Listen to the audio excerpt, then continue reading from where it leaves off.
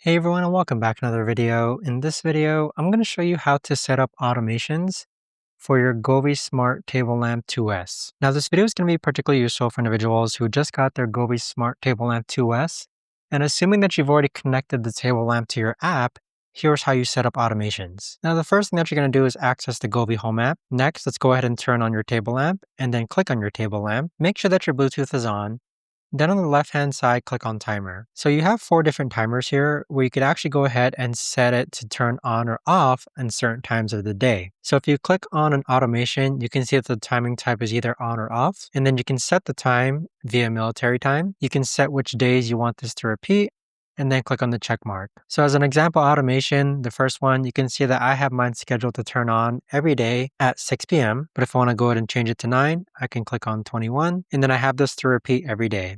Then click on the check mark. But there you have it, guys. That right there is the best and easiest way that I know of to actually go ahead and set up automations on your Govee Smart Table Lamp 2S. If you guys know of a better or easier way to actually do this, let me know in the comments down below. I would love to know. Thanks so much for watching, everyone, and I'll see you guys all in the next video.